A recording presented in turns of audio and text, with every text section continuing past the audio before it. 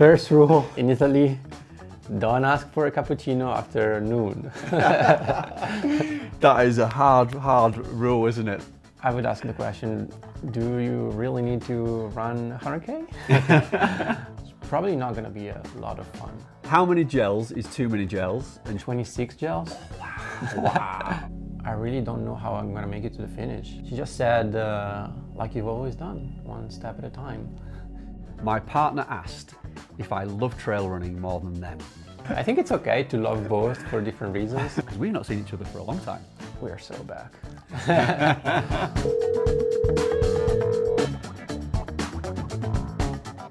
Thank you for welcoming us into the puppy pad. I know this isn't your exact pad, is it, Francesco? But it is nice. Yeah. We've got a little feature today called Dear Puppy. This is where trail runners have problems. Francesco has the answers. And the HOKA hotline has been ringing like mad. So much so that I've had to take the phone off you because I didn't want it to disrupt your training. So I've got all the questions that people have been asking and you're going to give us the answers. Dear Puppi, I'm a trail runner in the UK, but I see all these amazing races in Europe on social media. Based on your experience, can you recommend some of the best to enter? So I would say Lavaredo for its trails and landscapes. Really nice community around the race. I would really recommend the Lavaredo if you're lucky with the lottery. Yeah, and the There's a Dolomites. lottery. The Dolomites are incredible, aren't they? Like so dramatic, aren't they? Yeah. I would recommend an old classic Italian mountain race for the atmosphere, and probably Vannoni is the best one. Good choice. The community around Vannoni and the party that race is incredible. And It's a little bit like Tour de France, isn't it? yeah, people don't understand until they go there. And the third one I would recommend is maybe Cerzinal. It's probably my favorite race. Very competitive. Course is incredible. It's very traditional. It's a classic. Like it has over 50 editions. You'll like this one. Dear Puppi, I've entered a race that crosses a river. Should I be worried? Do I need to pack armbands on a float? I think this is in relation to Western States. I'm the best person to answer. I bet that cooled you down though at Western States, right? Yeah, it's really nice to get in the river and Take the core temperature down. Yeah. take the temperature down, and also like lifting your legs for a few seconds so you don't have to, hold your body weight and just float in the water for a few seconds. And that was the number one reason why I decided to wear the life jacket, because I wanted to lift my legs and not waste energy Good thinking. to swim. Yeah. But then things turned out to be a little more complicated because the volunteers at the aid stations weren't exactly ready to give me the life vest. And then they tried to tie it, but they tied it wrong, so they had to redo it. In the end, I lost a few seconds, and it made me look very awkward. But I'm not sure I would change strategy. No. I mean, I like the thinking behind it actually. It makes a lot of sense when you explain it like that. And then there's this video like with Jim Walmsley, I think from his 2016 Western States. He wore one, right? No, he didn't use the life vest. Like he finished maybe like 100 meters from the rope that they tie across the river.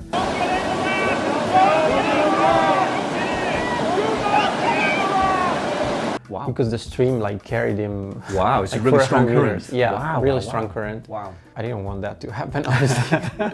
Not at that stage. How far into the race is that?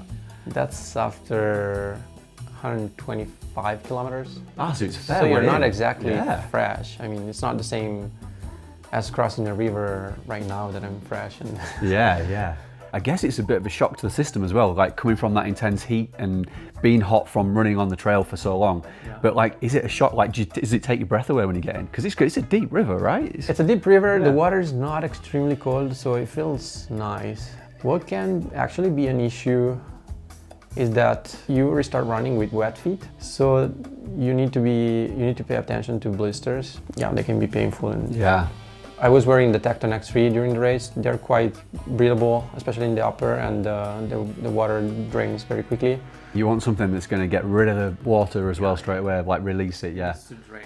Dear Puppy, I'm doing my first 100k. Do you have any tips?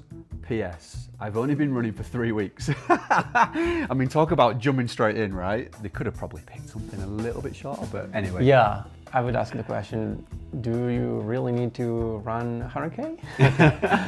I mean, I think a shorter distance could be just as fun as a 100K.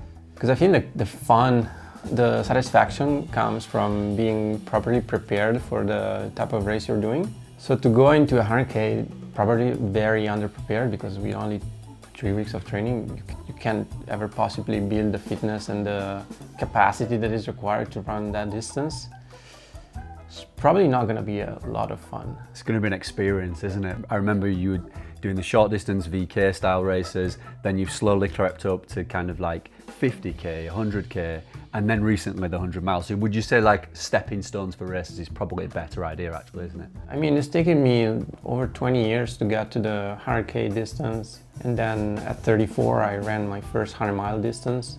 Progress has been slow and gradual, and I feel I'm doing things in a way that is sustainable.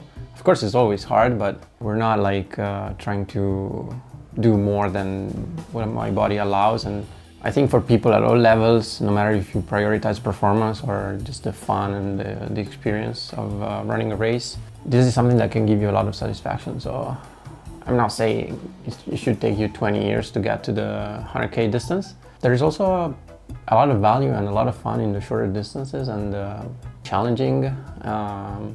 They're a great playground, especially for young people.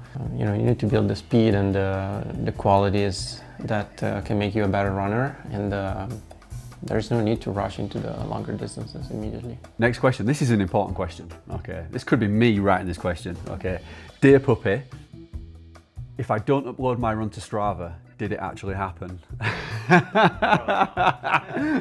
You use Strava, right? Yeah.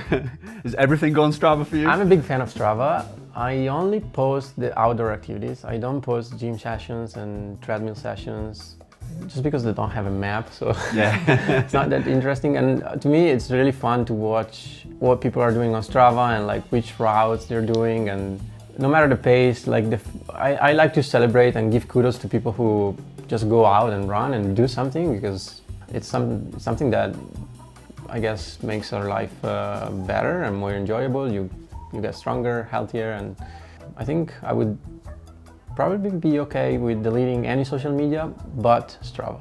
Yeah. Dear Puppi, I am planning a Bob Graham round. I'm just organising my support crew. Now, this is interesting because we have outside in the garden Katarina Hardmuth, who is the record holder for the Bob Graham. Yeah, the she female just Bob got Graham, the which is female unbelievable. FKT. Continue with the question. Crews can make or break an ultra. What are the biggest things a support crew can do to help a runner succeed? Two main aspects. First, it's really important to figure out the logistics and have like all the details carefully planned, not just the best case scenario, but also if things go sideways and if a plan needs to be adjusted to the situation and to how you feel during your race or during your FKT attempt. So that's really important, I think.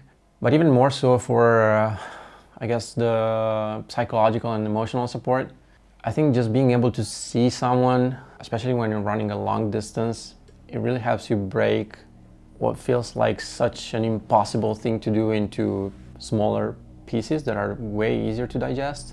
Personally, like my crew normally helps me shift the focus from the competition and what is happening around me to how I feel, how my body feels, and just myself. And I think this is extremely important because I mean, the primary competition is within yourself, and then obviously you are in a race, you're competing with others, but you're not controlling what others are doing. So it's really important to be in tune with yourself and to embrace the discomfort and pain and the effort, and it's very hard to do it alone. Do you usually have the same people helping you, like Rita, for example? Yeah, normally it's Rita, my partner, and my coach Tito. Tito normally he gives me some more like technical tips and how he sees myself compared to others, how the race is playing out, because no matter if you're leading or if you are behind, it's hard to have an idea of how the race is playing out with the gaps and everything when you're racing. Rita is making sure I'm okay, and she always has the right words for me at any point in the race. Like for example at Western States, we were in Forest Hill. I had 60K to go, and at some point I told her, I really don't know how I'm gonna make it to the finish. How can I possibly cover these 60Ks? I'm so tired and it's impossible. Those kind of races and efforts, in the moment you're like very vulnerable, I guess. She just said, like you've always done, one step at a time. Those were exactly the words that I needed at that specific moment. One step at a time, I made it to the finish. That's great. I love that. Yeah, I love watching, you know, the kind of connection between a support crew and somebody you love as well, especially. I think having a familiar face is really important, right? Yeah. Having a crew that you trust, but having not just somebody you trust, but somebody close to you really, really does help. Okay, dear Puppi, I'm currently on holiday in Italy, near where you live in Como, actually. Oddly, I asked for a cappuccino last night and the waiter almost chased me out of the restaurant. Good job I was wearing my running kit. Did I do something wrong? There's a cultural thing here, isn't there? First rule in Italy, don't ask for a cappuccino after noon. That is a hard rule, isn't it? That you've got to remember that, people. You've got to remember that. Yeah. Cappuccino rule has got to be one of the most important things. By the way, that reminds me, I've got you a present as well. So I brought you some Yorkshire tea. There we go. And we've just had a tea as well, haven't we? I opened this for the tea. How was the tea? Was it good? Really good. Excellent. This is obviously where I'm from, the Yorkshire tea. That is the best tea. You've got to give the tea respect. The other thing, and Proud British. Yeah, you can enjoy this now. You can keep these on the HOKA camp, keep you going. I think Gemma has it. Oh yes. First thing she asked on the WhatsApp group that we have for the camp, is there milk for the Yorkshire tea? Yes. Well, good on Gemma. Yeah, she's obviously got it right. Yeah. The other thing, right, I've got to ask you about this, because having raced in Italy over many, many years and visited the country many, many times, I've often stayed with friends who have made me a tea when I've brought the Yorkshire tea, and this is in Italy, this is Italian friends, and they've made it in the microwave. They don't have a kettle. Like, is this a thing in Italy? Like, would you make a tea in the microwave? It's almost an offence to the tea. We do have a kettle at home, so yeah. Give the Yorkshire tea the respect. Yeah. You've got to use the kettle. You've got to allow it to brew. The milk has to go in last. There's a process. Yeah. It would be like, inviting a friend over for dinner and making frozen pizza. Yeah, exactly. Exactly. It's not good, is it? Yeah. Does it make you cringe sometimes when you see people like cooking Italian food and they're just like breaking all the rules? Like, I don't know, they might get some spaghetti and just snap it in half to get it in the pan. I bet you're just like, no. I follow the pasta queen on Instagram. You've got to follow her. If you don't follow her, follow her. I follow the pasta grannies. Oh, I need to follow them. It's similar, yeah? Yeah, it's like old Italian grannies making homemade pasta. I already like this. I'm going to give them a follow for sure. Okay, I'm going to have to have full concentration for this next question. Ciao Puppi, sono italiano, ma il mio inglese non è buono. Come hai imparato? Parli meglio di Ben Mouncy. Grazie, Fabio Giudici. Can you translate?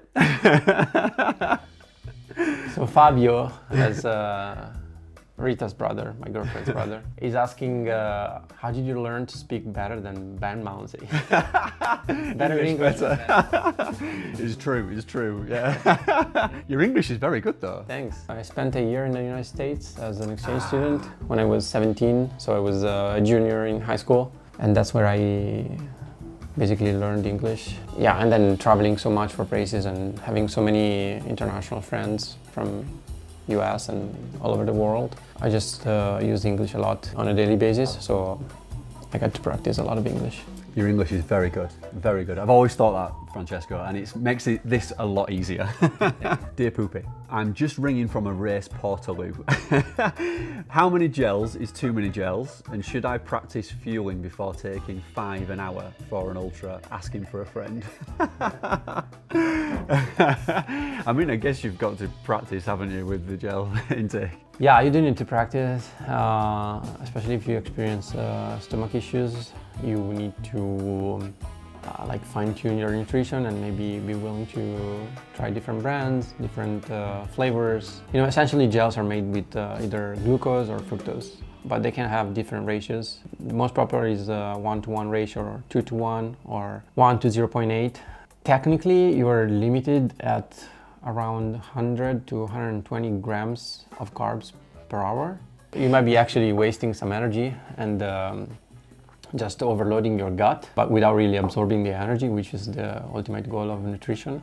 So I would say if you're staying in a high but safe zone around 80 to 100 grams per hour, it's really, really good. And it's much better to have like a steady energy intake instead of like trying to force 120, 140 grams of carbs and then experience stomach issues and not being able to eat for hours, and then your race goes sideways. So when you did Western States, were you just on the gels, or were you eating other things as well? It was like 25% drink mixes and 75% gels, so mostly gels. How many gels for 100 miles did you do? Can you remember? I think in the end it was 26 gels. Oh, wow. Wow, yeah. Because it's approximately like 2 gels per hour. And 2 gels per hour for me is 80 grams because it's 40 grams per gel. And then I think I added 5 bottles with 60 grams of carbs each. I think that in total was close to 1.4 kilos of carbs. It's crazy when you add it all up, isn't it? Yeah. Wow. Yeah. Dear Puppi, is it true that your fans are called Puppies? You have puppies all over the world. I love dogs. Now, I like to refer to myself as a Fran boy. If I'm honest, I'm a Fran boy. I guess there's a bigger question here actually, in that I think now trail runners have become celebrities, haven't they, in their own right? Because, you know, it's true though, isn't it? I don't see myself as... I know you won't because you're too modest, but like, I think now more people are doing the sport, they're watching the sport. You are one of the big names in sport, and you do have a big fan base. But I guess that's a sign of the times, isn't it? That's a sign of where the sport's gone. Yeah, I mean, I definitely don't see myself as a celebrity, but at the same time, I know that there is attention on me, and like I'm super grateful to be able to inspire people and to have fans and people who are, you know, asking for photos, or when I write something on social media or post something on Strava. So that's a privilege. We're seen more as proper athletes, and I'm very glad. It's really changed a lot compared to 15 to 20 years ago. Definitely. There's a lot of puppies out there now, a lot of Fran boys, a lot of Fran girls. I think the content as well that you specifically create, and other athletes as well, is really engaging but also very relatable, isn't it? You know, we talk about your YouTube series earlier and your social media posts. I think people get to see a bit more of you as a person, as opposed to just that kind of, oh, he's winning another race, or he's here, he's there. It's like you're almost like looking underneath that top level icing on the cake kind of content. It's more you, isn't it? It's more your personality coming through. Yeah, I think the narrative is also changing, and athletes are more and more comfortable with being authentic on social media and in general in front of the media. We have normalized, athletes are just normal people. We just happen to run a little faster than other people, but we're no different. Like, we're not superhumans. We basically have the same problems as everybody else, the same fears, the same emotions. And the fact that we run faster and sometimes we're able to achieve such great performances, it doesn't make us that different from other people. So we can be very relatable, but only if our stories are told in a truly authentic way. And this is a problem that I sometimes find with the mainstream media. We come from a narrative around endurance sports and sports in general that used to really celebrate and sugarcoat things and to make everything look epic and tough, and you're a champion and motivation and all these great things. But reality is pretty different. Like, motivation comes and go. We get injured. We struggle. Sometimes we have good workouts, but most of the time we just have okay workouts, I guess. At the end of the day, it's all about trying our best. So this is what we do. Nice to remind people of that, isn't it? And it is relatable, like you said. The wins don't come easy. So when they do come, you can celebrate because you know the work that went into it. And yeah, I like the fact that we can see all this underneath. Let's do one more question before we wrap it up. Dear Puppi, I'm tipped to win my local park run and I've been practicing my finish line celebration. Any suggestions? Have you ever considered bringing out the HOKA bird?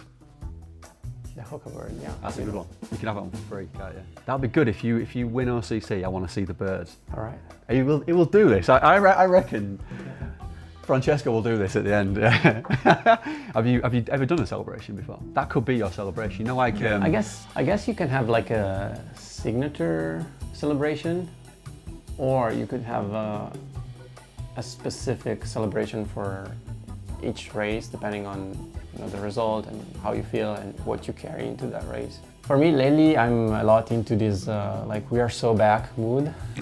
We're so back because it just feels so good. And I've had a lot of injuries, and so whenever I'm back or whenever I can celebrate a good race or a PR or an injury comeback or whatever, we are so back. So yeah, if you can have like something like that that you are carrying into your race, I think it's the best. Yeah. And people will understand. That's a nice one to finish on. And maybe, hopefully, we'll see the HOKA bird this year at some point. Yeah. I think you're going to do it at some point. Working hard to try it. Yeah. Francesco, we'll leave it there. Okay, thank you Thanks. very much for being our agony aunt, for answering all the Dear Puppi questions, for entertaining us, but also educating us as well, because Thanks. There's some really good tips in there. So I appreciate it. It's always good to see you as well. So we'll leave it there for now. Thank you very much, and I will see you soon. Yeah. And if you enjoyed watching this content, then please subscribe to our YouTube channel, SportsShoes.com. Sí.